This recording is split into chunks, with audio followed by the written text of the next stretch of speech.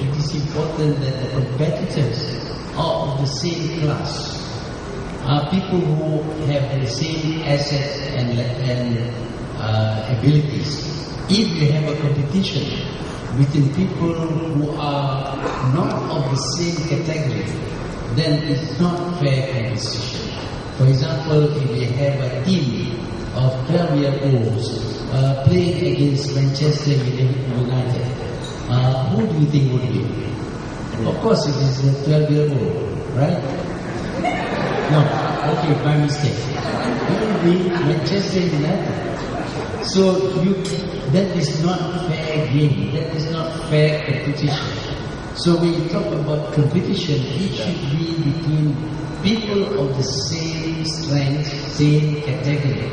But when you ask, say, a country that is so very well developed, so very rich, that they can do just about anything, including in terms of technology, to compete against, let's take which country?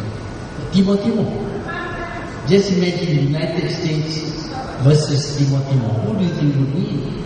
That's not fair. What we want is competition between people of the same category. Then only competition will be beneficial.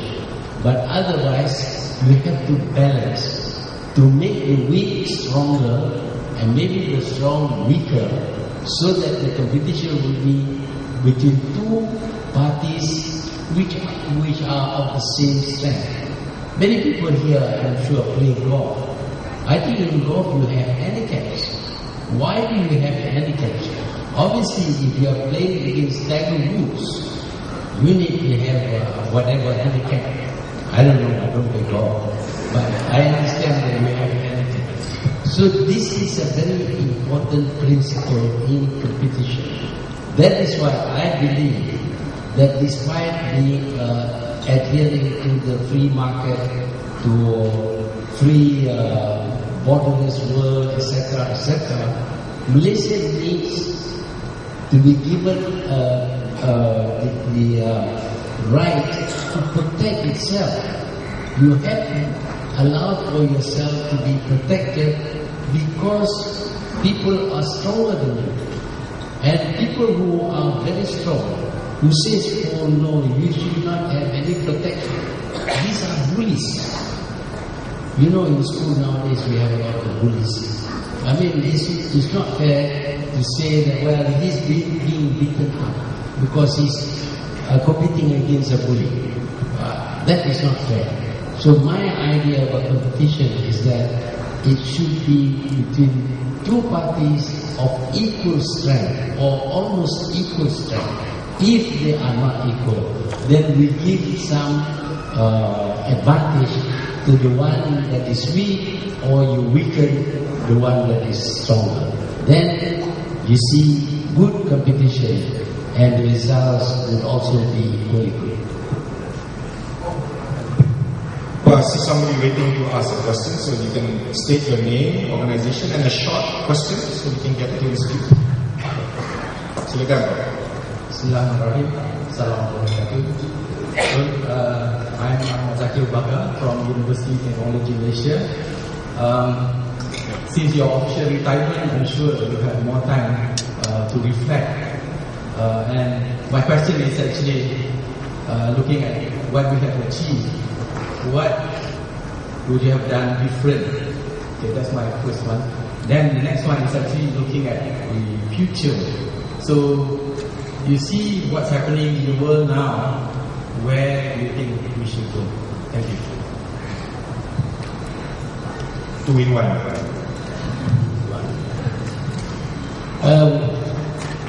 Would I do anything different? Yes, I would. I would choose a different successor.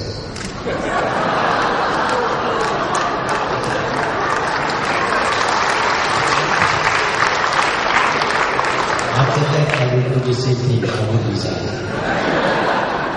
Looking back to the present world, you see a lot of things happening which you couldn't imagine before. The great, powerful countries, the great economies of the world have suddenly found that they are not able to manage themselves. They have been telling us, you don't know how to manage your country, that's why you cannot grow, etc., etc. But now, they have not been able to overcome over 5 years now, since 2008.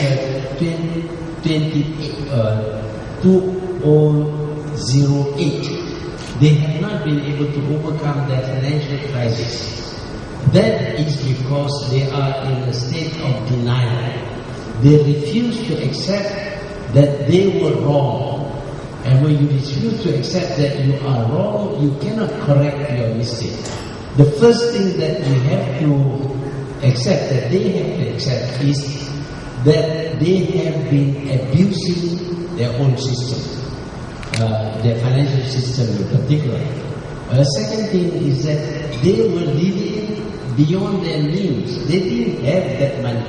They may appear to be rich, but it is wealth that is false, because that wealth is not earned through real business, for example. Real business means producing and marketing your products and making a profit out of that. Or you provide service and you get paid for your service. That's real. But what they are doing is to gamble on the stock market, to gamble on the value of currencies, to borrow beyond what is permitted by the banks. I mean, the hedge funds can borrow as many as 30 times the amount of money invested with them. Of course, when you borrow 30 times and you invest 30 times the amount, then you are going to make 30 times more profit. But what they forget is that when you lose, you are also going to lose 30 times more. And when you lose 30 times more, there is no way you can recover. So all these things have been done, has happened because of abuses of the system. And because they abuse the system, their economy now is very weak, very, very weak. But of course they have invented a new way of overcoming this. They call it Queen Elizabeth. QE, quantitative easing. What is quantitative easing? It is called printing money. You see, it's fine. If you lose money, you go and print. Everybody should have a printing machine at home.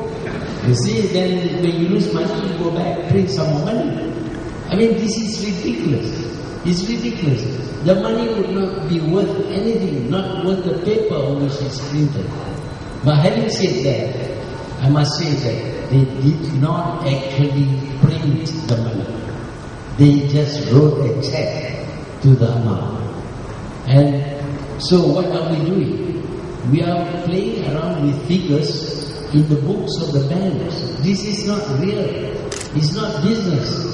Until they accept that they have to go back to doing real business, to producing goods for sale, to providing service, they will not recover. So that is my view, and because they don't recover, they are weak. It affects us because we are a trading nation. We need markets, but when our markets fail, of course, we cannot sell to them, and that affects our economy. Thank you.